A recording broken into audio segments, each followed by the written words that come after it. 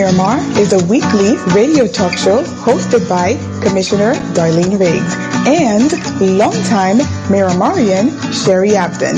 The purpose of Committed to Miramar is to keep you in tune with what's happening in the beautiful city of Miramar, covering topics from healthcare, entertainment, employment, to education, politics, and much more. Tune in every Wednesday at 5 p.m. to Radio Unilatina USA. Use hashtag Committed to Miramar. Hello, Miramarians. I'm Commissioner Darline B, Commissioner of the beautiful, beautiful city of Miramar. And I'm here with her co-host, Sherry Abdin. And we are so excited. We have another amazing show for you, Miramarians. In the past, we've covered shows in reference to safety with our police chief. We've covered healthcare, of course, my specialty. Today, we are here with some amazing gentlemen from our fire department who is here to talk to us about hurricane preparedness. We are looking forward to all this amazing information that they're going to provide us with. So first, I want to introduce you to Mr. Ralph Trapani. Excellent. Mr. Trapani, you know what, before we go on, I also want to let you know we are here with our division chief rector, who's going to tell us a little bit about themselves and give us some amazing information, Miramarians, to stay safe, because you know I'm big on that. I believe after our homes are secure, after our health is in check, after the primary needs like food, water, shelter, it's important to be safe. That kind of puts that puzzle together that helps us have a good quality of life. So that's some of this information you may need to get some pen and paper for, right, gentlemen? So before we continue, please introduce yourself to our Miramarians. Hello, I'm Division Chief Scott Rector. I'm with the Miramar Fire Rescue Department. I oversee the Emergency Management Division. I've been with the fire department 28 and a half years. I've lived in the city for 15 years, and I'm just happy to be here. Thank you for inviting me. So you're a Miramarian? I was. I actually moved out a year ago, but 15 years. We downsized and relocated due to some personal reasons, but I upsized. I had to get a bigger house. Got all those kids. Well, we like to call it right sized, but yeah, we right sized. We empty nested, and so it's just the two of us, and so we have a kid in college, so you know. Congratulations! I have a 3-year-old, so that end of the spectrum for me is not even close. I can't see that tiny light at all. I started all over, so I envy you. It goes by fast, so get ready. It goes by in a flash. So you didn't need the backyard, none of that anymore? No. I got a bigger backyard, pool, more bills. None of that. Yeah. That's awesome. So we're you're grandfathered into being a Miramarian, because 15 years is a long time. So we forgive you. All right. Thank you. Ralph, please tell me you're a Miramarian. I am not a Miramarian. Okay, that's terrible news. Terrible. Are you close by at least? Well, close from Plantation. Grew up in Sunrise, Florida. Been here since I'm 6 years old. So you've been with the City of Miramar as an employee for a long time. I've been with the City of Miramar for 7 years now. I've been associated and doing business with the city for over 17 years. Awesome. And even before that, we had a recycling business on Plunkett Street in 441, which is just around the corner. Oh, awesome. Gosh. Okay, we'll think about graduating him, man. I don't know. No, we love it when you're Miramarians, and we love that you've been with the city for some time. So thank you, gentlemen, for your hard work and making sure our Miramarians are safe, and for not just you, your staff too, because I know there's a lot of people who come together to make us, keep us safe. So I appreciate that. Team effort. Yes, it is a team effort. And, I'm big on first responders. I'm an advocate. I believe in making sure that, you're all together so that you can be there when all people need you. So anything you need, on my end, don't hesitate. We're here. So Miramarians, grab some pen and paper, because we have some questions for our guests. We'll start with you, Chief. So number one question, can you tell us some ways we can prepare our families and our homes for hurricane preparedness? Michael, my goodness, we're going to be recovering from that for some time now. Every time a hurricane comes, that's how it is. So our hearts go out to all of those impacted by our most recent hurricane. So since, we're still in hurricane season, we need to prepare. So tell us some of what we can do to prepare our homes and our families. Okay, first, just a reminder that we are still in hurricane season. Hurricane season extends through November 30th. So what's important to note that even though we have passed the peak of hurricane season, we still have a month and a half or so to get through the season. So some tips to prepare. We recommend that you meet with your family and prepare to prepare a disaster plan. So we want to get your family together and discuss what would happen if there was a threat that was going to threaten your home and your way of life. Think of the things that would happen and some things that you'll need. We want you to prepare a disaster kit. We want to make sure you have all the things your family needs, such as medications. And you also, one thing that people forget is to plan for their pets' needs.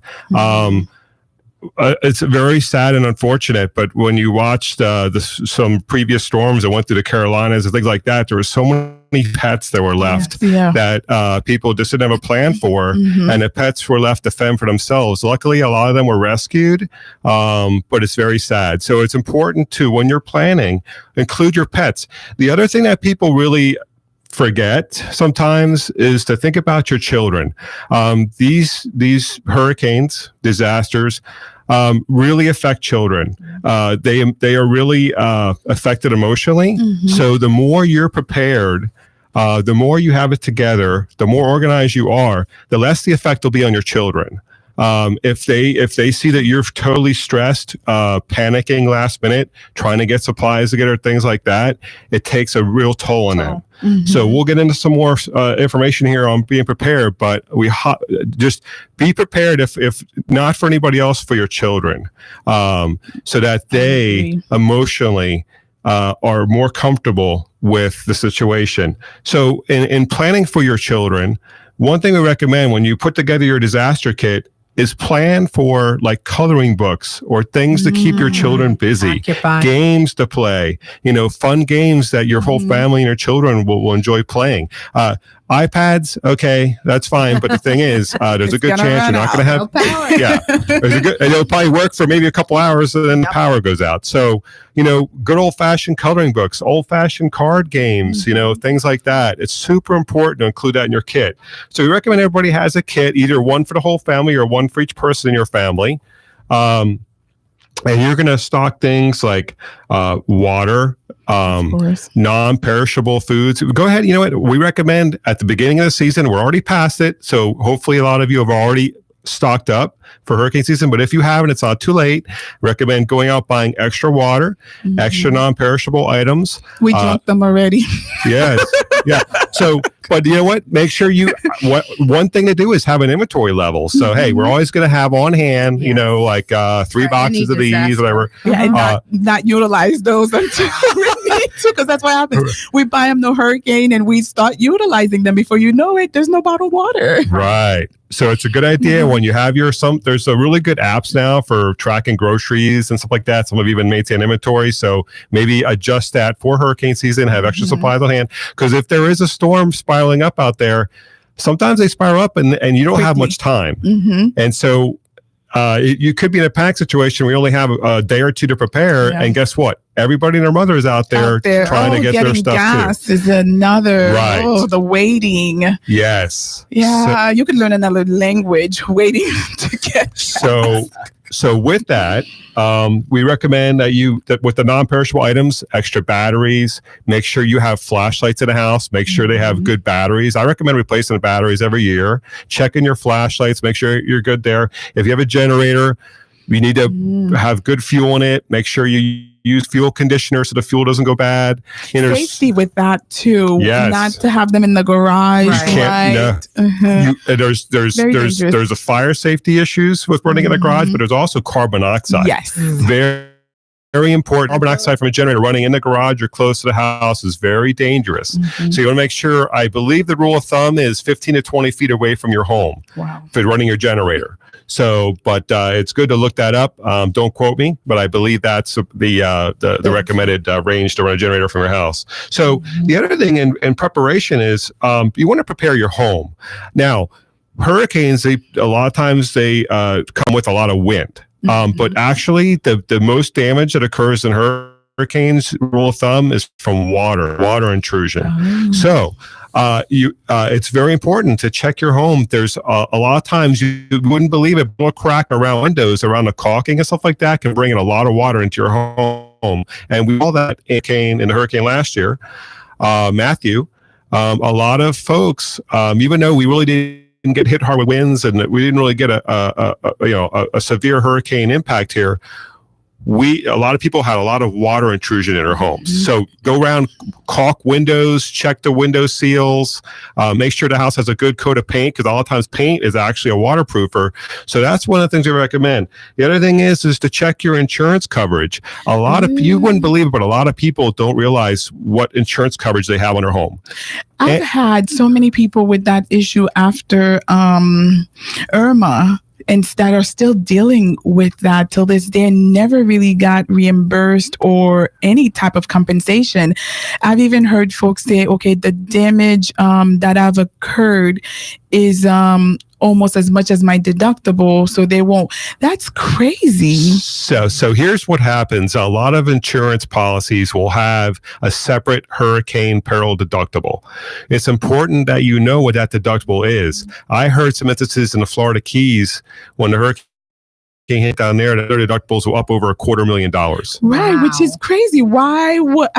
Really, that doesn't even make sense to me. Because if that's going to be my deductible, why even bother to get a whole new house? That's wow. We just recommend that people really take the time to really evaluate your insurance coverage, make sure you fully understand it, explore your options. The other thing is a lot of people don't understand that flood insurance is not part of your regular homeowner's insurance. So we recommend that you, now some mortgage companies will not require flood insurance. Well, they're required if you're in a flood zone, but they'll send you a letter saying you don't need it if you're not in a flood zone. But we recommend considering it whether you're in a flood zone or not. We live in South Florida. One big concern out there is the dike around Lake Okeechobee. It was built, I think, in the 20s or 40s. It's very old. Wow. There's always concerns if we get a major hurricane that the dike could break. And I'm not trying to scare anybody, but if that was to break, there would be not only flooding concerns from the coast, but possibly from the lake flooding from the inland too. So definitely consider flood insurance. Know your insurance. Consider flood insurance. So recommend that. Now, also in preparing for flood hurricanes, is cheaper, right? That's right. Then of course, so it's worth it to me. Definitely. It's better safe than sorry. Definitely. Yes. Yeah. So definitely consider that. Now, and also preparing for hurricanes or any disaster. Now, we're talking about hurricanes, but also something like a tornado can spiral up and hit a community instantly. So it's important that we have a designated meeting place for your family.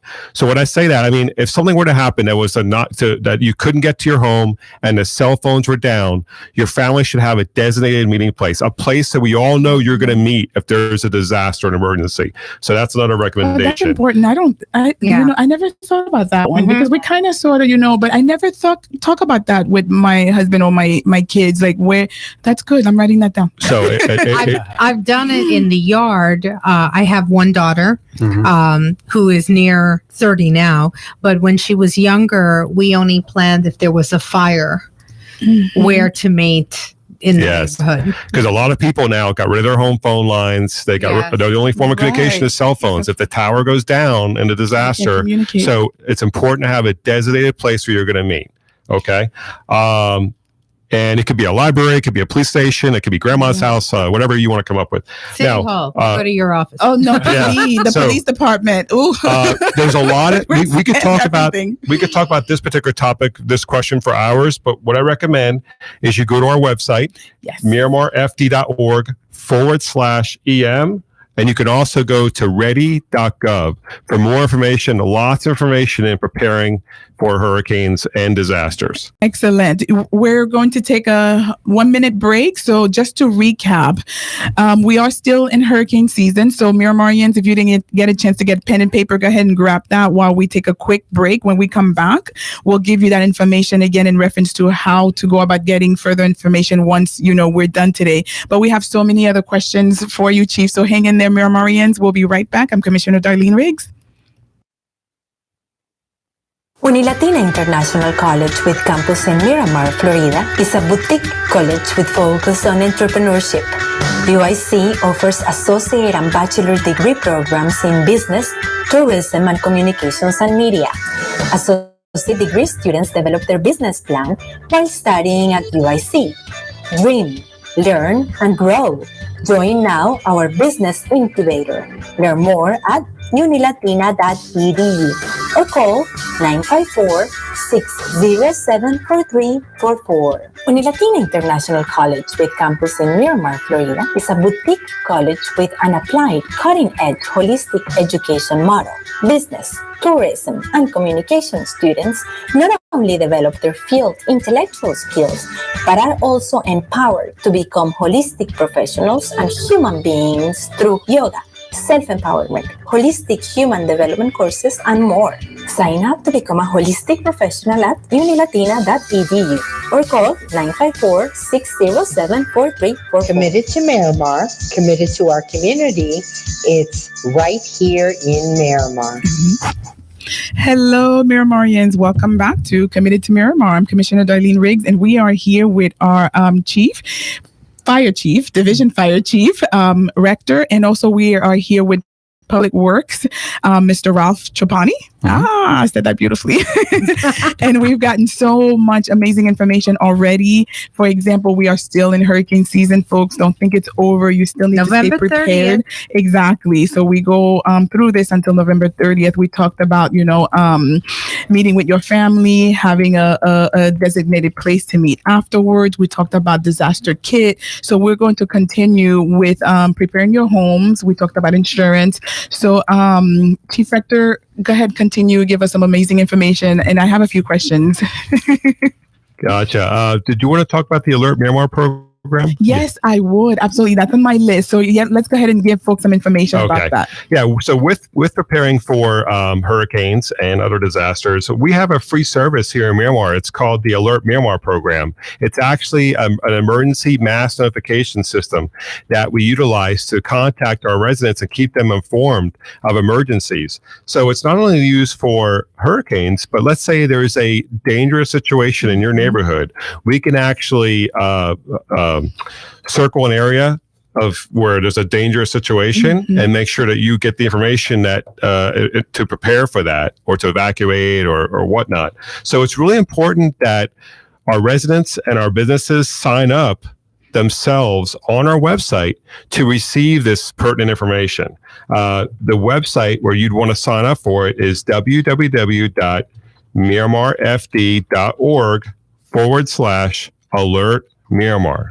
Okay, once again, it's www.miramarfd.org/alert Miramar.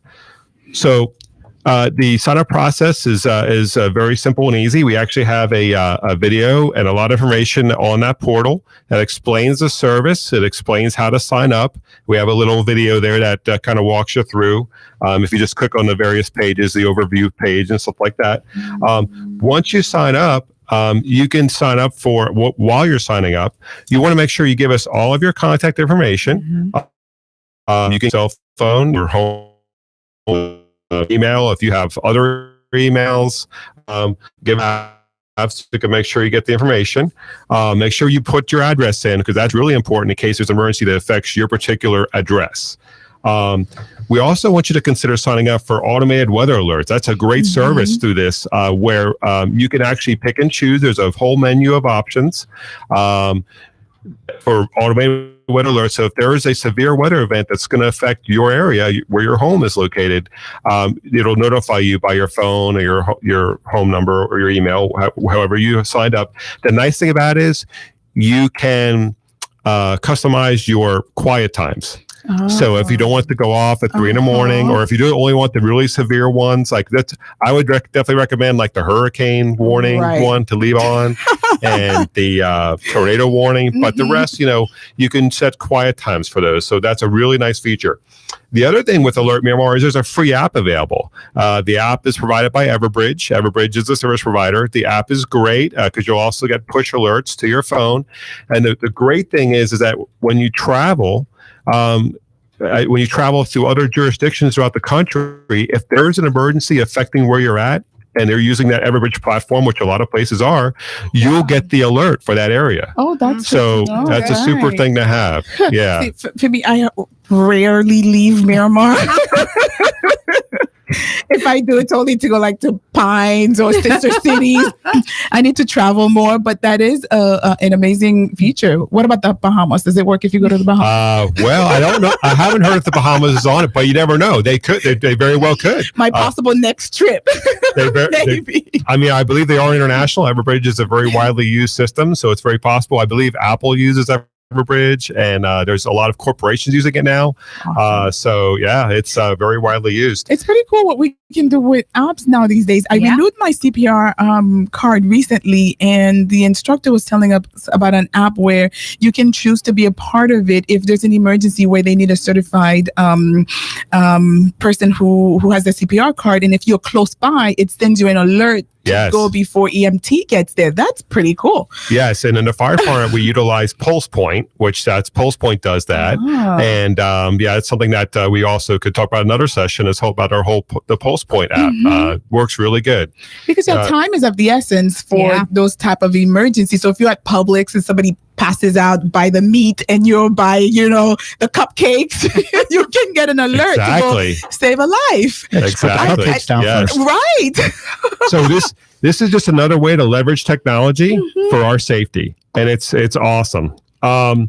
The other, I talked earlier that the residents can go in and they can update their contact preferences in the system. We really recommend that residents go in themselves and enter their information, but some of the elderly, they don't have email, they don't have a computer. Right. So I'm more than happy they can call me at 954-602-4873. They can call me directly, and I will manually enter them into Alert Miramar. I've done it for a lot of residents already. And so please feel free to call me. My name's Scott Rector.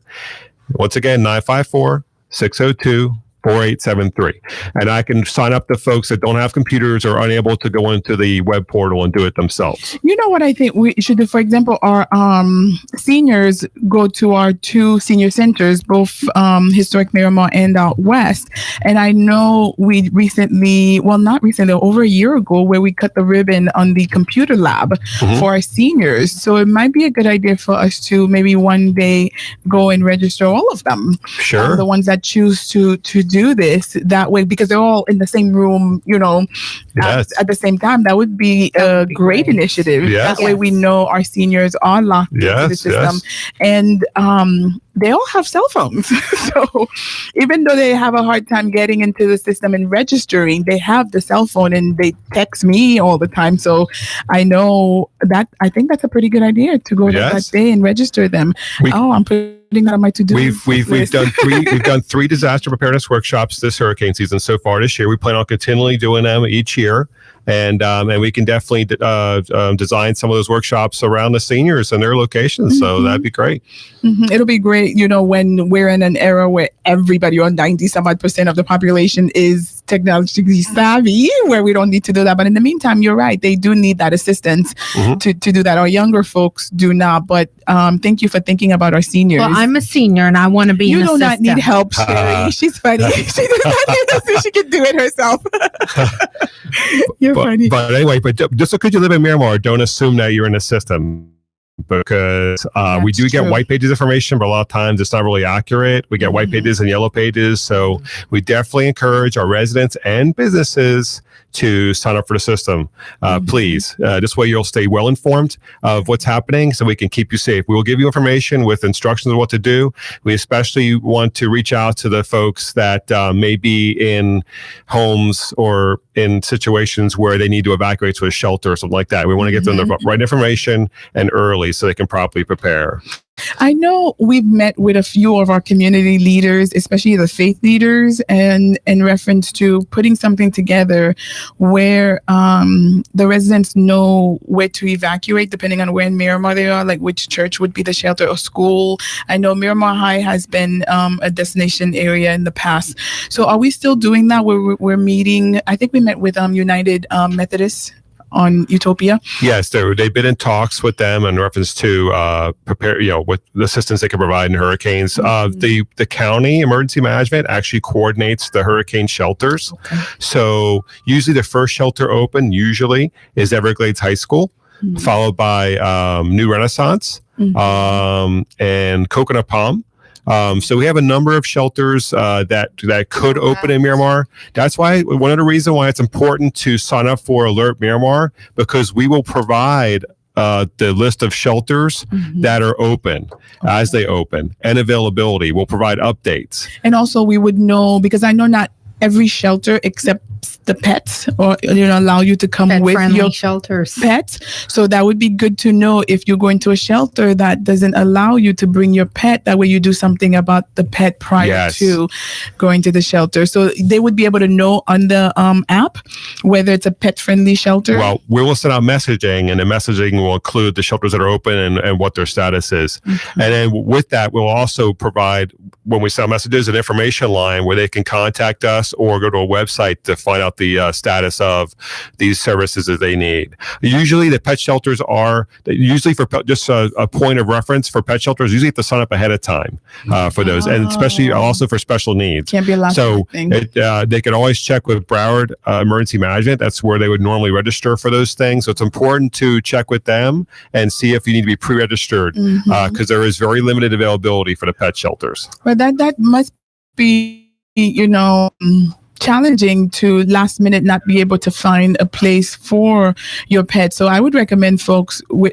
have a bird, so I think we can take our bird with us. But if you have dogs or cats, I've got 4 kitties. I'll take your bird with my cat. The cat, but many of the dogs, I would imagine some shelters may have an issue with the big dogs. Yes. So only certain breeds and this and that. Yes. So that's why pre-planning. From the very beginning, we talked about pre-planning. Think about your pet's plan. Think about your child's plan. It's very important to think about things now. A lot of times people don't think until the very last minute. And it's very stressful for the person, for their children, their family. So important to pre-plan. I can imagine. Great information. I want to jump a little bit ahead on the CERT program. Talk a little bit about that before we break. I'm getting the signal that we have about 3 minutes, and then we'll take a break. So with the, tell us a little bit about the CERT program, and then when we come back, we'll get more detailed. Well, the CERT program was initially started back in 1985 after the earthquakes in California. The first training was instituted in 1993, and it was made available nationally by FEMA. The CERT program is a FEMA program. CERT stands for Community Emergency Response Team. We are happy to report that we have right now approximately 134 trained CERT members in the city that have been trained to the national CERT curriculum. What we do is we put them through an 8-week training program. We usually meet on Wednesday nights from 6:30 until 9, and we train them on a variety of train them with a variety of skills such as disaster medical, light search and rescue, a number of things that they come out pretty well rounded. Fire suppression. And that's open to everyone, not just Miramarians. Actually, if somebody comes to us and wants to do our program and they're not a Miramar resident, they can join as long as there's no Miramar residents that are waiting on the list waiting ahead of them. Miramarians. So Miramar residents get take preference. I'm sorry, I'm always looking out for my Miramarians. That's my job. we actually for Miramar businesses, we actually have done cert classes just for Miramar businesses. There's some universities in the city of Miramar, and we have done classes just for the university. So they have a team of people that can react. Let's say they have a situation that occurs on their premise. They have a team of people that are ready to respond. Is there a fee? Sorry, how many people in a class? Usually we try to cap it to about 30 people. 30. Okay. Is there a fee for this class? Usually not. Sometimes for businesses there would be a minimal fee, but for residents there's no fee. Okay. Marcella, you listening? There's no fee at this time. There's no fee as long as we can get the funding. Now, I'm really happy to report that we've been able to sustain the program. We've received grants for the last 2 years through Volunteer Florida. Last year, we received more grant funding than we're going to receive this year, but we still did receive grant funding. So as long as that continues to occur, we'll be good. We also are establishing a donation account for the SERV program. So we're hoping that we can, be able to get some donations to help sustain the program. And we've been doing a lot. This is the first year we're doing advanced CERT training. So we've done a number of advanced trainings over the past few months. We've done interior search and rescue, exterior search and rescue, Skywarn storm spotter training. They've stopped the bleed, CPR, a number of trainings, and they're loving it. We have training Wednesday night, this coming Wednesday. We're going to train them on driving and using the off-road all-terrain vehicle, and our radios we just received. So we love our CERT people. They're so into it. They're such a big help. During Hurricane Matthew, they were out with us doing the pods, the points of distribution, handing out water and MREs to our community. They've been out with us on a number of occasions, helping with public education at our disaster preparedness workshops. They're such a big help, and we love them. They're great. How can someone register to be part of the program? So what they would do is they go to our website again, miramarfd.org/317/community-emergency-response-team. Or you can call my office at 954-602-4873. If you just go to our website, if you go to our miramarfd.org/EM website, you'll find the community emergency response team information, and you can contact us that way. That sounds that's a crazy website. What time are your classes on Wednesday? From 6:30 p.m. until 9. Okay. Some classes get out earlier, but that's the time frame that we have reserved. For 8 weeks? For 8 weeks. 8 weeks. Does that mean we could miss commission meeting? No. I didn't have to think about that one. No, but you know something, what a great initiative, and something that crossed my mind. The businesses who have had the opportunity to do this should, definitely donate, because I'm pretty sure this has helped their employees, you never know, you can use this, to save a colleague's life. It's good to know. Sometimes folks just don't know. And here's a free class. My goodness, 6:30 till 9 for 8 weeks. That's absolutely nothing to have those skills for life. And you never know what you can do with them. So I will be spreading the word. and at the end of the class, if they successfully pass the class, they get a backpack, a bunch of CERT gear, a helmet, a vest. So they get all kinds of cool stuff. And they can volunteer in the future. I'm sure they're the ones, with the skills, you would be more likely, they would know what to do. They would be first in line. How hard is the test? It's not bad. And one thing I wanted before you go to break, there is a number of CERT teams from Broward County deployed up to the Panhandle right now. Wow. So when we're actually we have a feeler out to our CERT team right now to see who's interested in deploying. The first round we didn't go because of some level 2 background check stuff requirements they had for shelters, but we are getting our CERT team to the level where they can actually deploy to other areas, like the other teams are deployed now. So we're partnering with other communities, other cities' teams, and we're learning a lot from them. And so it's working out great. Excellent. Wow. Great information. That was Division Chief Rector. Thank you so much for your time. Now, when we come back from break, we're going to hear from Public Works. I'm looking forward to that. Miramarians, stay tuned. We'll be right back. Uni Latina International College with a campus in Miramar, Florida, is a boutique college with an applied, cutting-edge holistic education model. Business, tourism, and communication students not only develop their field intellectual skills, but also are empowered to become holistic professionals through yoga, self-empowerment, Tai Chi courses, and more. Sign up to become a holistic professional at unilatina.edu or call 954-607-4344. Uni Latina International College offers an English as a second language program for international students. UIC's high qualified ESL teachers help students develop and master the English speaking and comprehension skills needed for both work and pleasure. Our ESL program also focuses on cultural adaptation through fun-filled trips and cultural experiences. Start your journey today at unilatina.edu/ESL or call 954-607-4344. Committed to Miramar, committed to our community. It's right here in Miramar.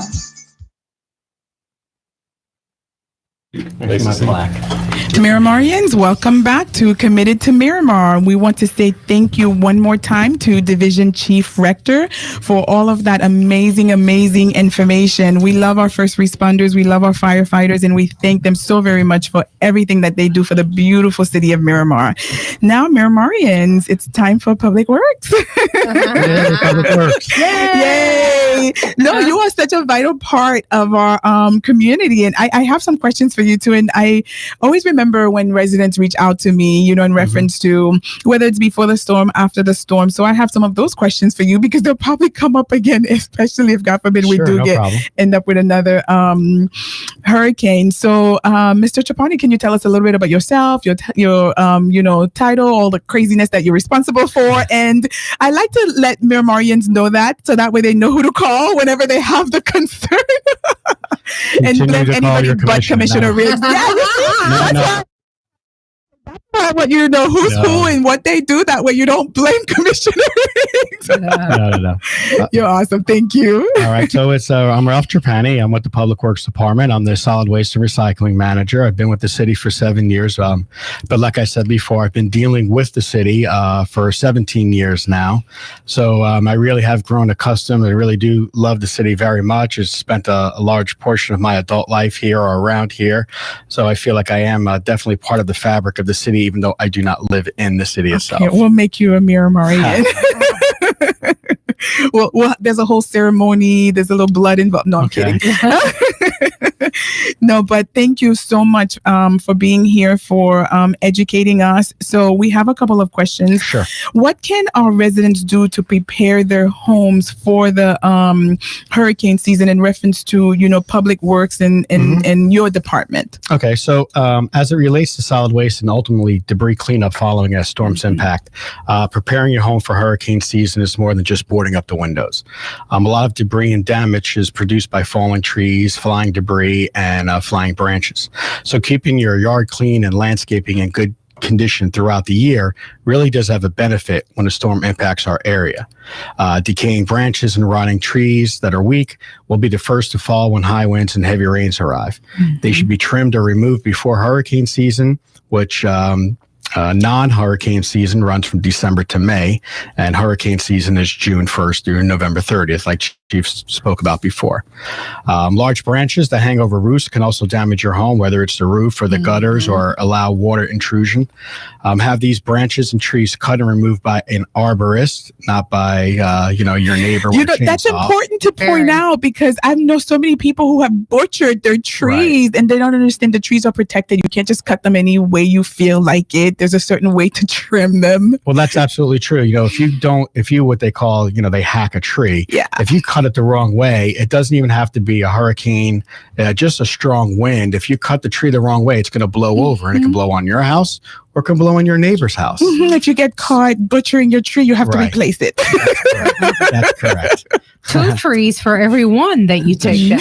Right. The trees are protected. Isn't that funny? I learned that the hard way too, because I've had so many people reach out to me about trees. So I had to learn, what the policy is, what the procedure here in Miramar, what do we do? And I learned that the trees are protected. You can't hack them, like we said, because it's dangerous to do that. Trees are important to the environment. Absolutely. You know, they take away the carbon monoxide and they give us oxygen, so it's very important. So just staying on preparing for the home, it's also very important, speaking about trees and other foliage, is the trees and shrubs with thick foliage, you got to thin them out as the hurricane season approaches, because this allows the wind to pass through the vegetative debris, and it reduces the chances of the trees and the shrubs from being uprooted. So it's important to do that. Participating regularly in the monthly curbside bulk collection program is a great way to get rid of old and unwanted items in your yard. This decreases the amount of materials that need to be collected following a storm and reducing flying debris that could damage property, cars, and ultimately people as well if it's a bad storm. If you can, bring your outside items like grills and patio furniture into your garage or your home. Right. It's only temporary, and you'll end up protecting these items because, you know, grills and patio furniture are expensive. It's not cheap. Irma, my neighbor's trampoline was all over the neighborhood. Literally, the trampoline was flying around. Absolutely. We were like, is that the neighbor's trampoline? Well, I think all the loose objects also become missiles to someone else. That's correct. They do become missiles. And, you know, if you can't bring them in your garage or to your home, if that's not possible, tie them all together, because the combined weight will keep them secure, or at least tie them to something sturdy so they don't become flying projectiles and damage your neighbor's house. Is it safe to put them in the pool? It is safe to put them in the pool. That's you know, of course, it's a last ditch effort. Because my husband did that. He dumped everything in the pool. Yes. No, absolutely. Your patio furniture. All the patio furniture was in there. Obviously, you don't want to put your barbecue in there because it becomes a mess. But patio furniture, toys, you know, even little dog houses that people outside, throw them in the pool. It's a safe environment for them. I saw that. I was like, okay.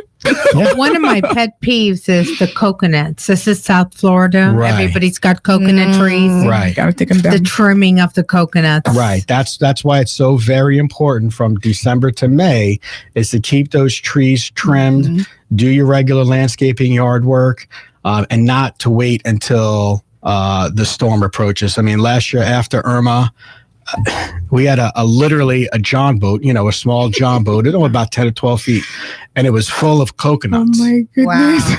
Right. And our resident said because it rained so much, the boat floated in his backyard somehow full of coconuts. Yeah. It's quite funny. But those are very, very dangerous items. So during the year, even before the storm, you know, into hurricane season, it's important to trim your trees. It's very, very important. Wow. You know, and some of those things are just such everyday. We don't think about it until, again, it's too late. Right. We don't, and that's why, like Chief Rector was saying, the preparation is the key. This is not just, there's a storm coming in maybe in 3 days. We need to get our stuff together. It's a year-long process. And, you know, we prepare as a city all year. We're constantly training. We're attending seminars. We go to hurricane conferences to stay up to date on what's going on. And as a resident, I strongly encourage you to be prepared during the year. It's a lot of simple steps, and you can do a little bit each time, and it gets done rather than the last minute when everything's going haywire and you're frustrated and your kids see you're frustrated, like Chief was talking about. The preparation is the key. And with the preparation, doing little by little with the bulk pickup, folks seems to do the opposite. Yes. A hurricane is coming and they put everything out as if it's bulk. It's like, no, if anything, take it in. You can't bring it out. It's too late by then. Keep your garbage until we're after a hurricane and we're doing the bulk pickup. But I see the opposite. I really do. True. Why do folks do that? Folks, listen up, Miramarians. If there's a hurricane coming, you cannot put your bulk pickups out. It's not the time. Right. So we service until it's no longer safe to service. Right. Okay. Until it's no longer safe, the trucks to be on the road because of the wind. Don't forget, these trucks, they're big, they're flat on the sides. They literally can get pushed over in 40 mile an hour winds. Okay. So we service as long as we can.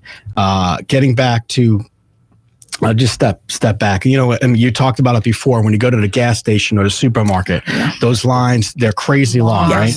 So that's pretty much the same thing the trash companies experience in the days leading up to hurricane's impact. A lot of people who don't prepare prior to hurricane, little by little, folks. Right. Believe it. That's the time to clear the yard, trim the trees, and get rid of all the stuff they don't want any longer. Can you imagine? It becomes chaotic. It is. It's extremely chaotic. I'll give you a point. So I'm going to lead up to this right now. The additional amount of materials placed curbside is enormous. This means extra trips to the disposal facilities, long lines, and additional wait times at the dump. In the days leading up to Irma and previous storms, the trash companies, last year alone, our trash company was picking up a week's worth of bulk every day. Wow. So that's 6 days of bulk each day. Wow. When we would clear a street, people were still bringing stuff out and calling up and saying, oh no, they missed my house. Or neighbors were calling on neighbors, say, my neighbor just cut a tree down and he put it out front and our bulk is not for 2 more weeks. And I'm scared the tree's going to get blown and the branches into my house. I had a lot of those calls. Right. So that's why during the preseason, it's important to get all that stuff done. Or if you can't get it done, like you said before, you bring it in your house. You secure it down. You don't put it at the curb. And if we suspend service, you know, when it's 72 hours out, you've got to get that stuff back to your house. You got to bring it behind the fence if you have a fence, in your garage. Tie it up best you can. You know, when we run into so much stuff, there really is, to be honest, there's just not enough personnel, equipment, and hours in the day to get everything done. Earlier, we spoke about the Sign Up Alert Miramar. Would that be a format of letting folks know when we've stopped bulk pickup, let's say the 72 hours you mentioned? So how would we let Miramarians know, listen, 72 hours, the wind is at 50 miles, whatever it is, we're not picking up bulk garbages anymore. So how would they know is my question. Well, I know that our Office of Marketing and Public Relations has a sign-up program very similar to what the chief was talking about, where you sign up for notifications. And just like he was saying, is you choose what notifications you want to receive, whether it's city events, whether it's services. So if the residents go on to the OMPR site, it's right when you go onto the website, Miramar, it's like one of the first things, right? It says notify me, and you sign up and you can choose what you want to be notified. When we suspend a service, the Office of Marketing Public Relations knows, and they send out email blasts, and we put it, you know, so you'll be able to receive that kind of information. Okay, perfect. And the first step would be to go on our MiramarFL.gov, which we tell them every show. Right. And when the bulk pickup starts again is what they want to know. Right. So that's on our next question. So even before the hurricane, Miramarians, please, stay connected with us. I think that's one of the priority messages, right, with today. Communication, and there's so many formalities where we're providing that opportunity. So stay connected. Worst case scenario, jump into MiramarFL.gov and, go under that department. You will get the information you need. So now, post-hurricane, folks always have questions about, when are you resuming service, and how is that process? Okay, so what we do, obviously following the storm's impact, our first priority is to reinstate the garbage collection, the trash. Services like after electricity. Public Works has nothing to do with that. But the priority, when are I going to get back my electricity? Which I understand. I'm with you. It's especially if you have children and elderly, it's hard to be in the heat. It sure is. Every hurricane that's hit in the last, decade and a half. I mean, my house hasn't had electric for 2 weeks at the minimum. Oh, I lucked out. We moved across from the National Guard right before Irma. And thank God, apparently we share the same grid, so we didn't lose electricity. But my old house by Ember Lakes on Pembroke Road, behind the Bridge Church, we lost power for weeks. So if we were still at the old house, and I had my mother, nieces, nephews, grandma, cousin, I think I had like 16 people at my house during Irma. Imagine without electricity. Some folks, and they kept calling, and they don't understand it's not under our umbrella. Correct.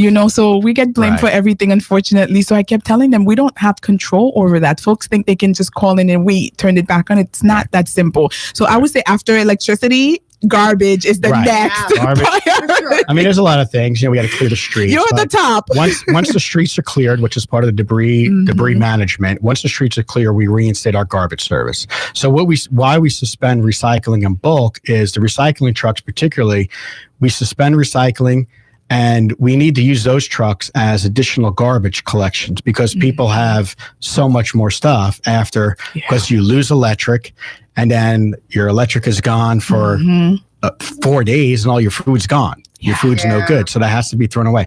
So in order to protect public health and safety, we use those extra trucks and we collect garbage. Again, in 2 or 3 days, we're collecting a week's worth of garbage because everybody goes out, gets extra food, gets the water, gets this, gets that, and then the storm comes. They got to throw all that food away. They're picking up branches. They're filling their carts up. So, we have additional trucks running all the time for trash collection. Okay, excellent. It's almost time for a break. So I want to recap a little bit. And when we come back, we'll talk about separating the debris. That's important too, because I know y'all don't pick up if we have one little branch, that we're not supposed to have, which I get it, but we just need to explain that to our Miramarians. So just to recap, Miramarians, we are still in hurricane season. So all of this information we're giving you is vital until when? November 30th? November 30th. At least, right? So we talked about, checking your insurance policy, making sure, your deductible is not like $1 million, which is crazy. Also, adding flood insurance is better safe to be sorry. Having a designated area to meet with your family. We talked about Alert Miramar, and our division chief gave us his number, 954-602-4873. If you need any information or you need to sign up for our Alert Miramar. So these are amazing information. Miramarians, stay tuned. I'm Commissioner Darline Riggs. You're listening to Committed to Miramar, and we'll be right back. Committed to Miramar is a weekly radio talk show hosted by Commissioner Darline Riggs and longtime Miramarian Sherry Abdin. The purpose of Committed to Miramar is to keep you in tune with what's happening in the beautiful city of Miramar, covering topics from healthcare, entertainment, employment, to education, politics, and much more. Tune in every Wednesday at 5 p.m. to Radio Unilatina USA. Use hashtag Committed to Miramar. Unilatina International College with campus in Miramar, Florida is a boutique college with focus on entrepreneurship. UIC offers associate and bachelor degree programs in business, tourism, and communications and media. Associate degree students develop their business plan while studying at UIC. Dream, learn, and grow. Join now our business incubator. Learn more at unilatina.edu or call 954-607-4344. Committed to Miramar. Live, work, and play. It's right here in Miramar. Hello, Miramarians. Welcome back to Committed to Miramar. We have had so many life-saving information. Just awesome. We had our Division Chief Rector with us talking about some hurricane preparedness. And Miramarians, remember, hurricane season doesn't end until November 30th. So we talked about your insurance policy, extremely important. We talk about our seniors who need assistance signing up for the Alert Miramar. If you have any questions concerning that, please reach out to Division Chief Rector, 954-602-4873.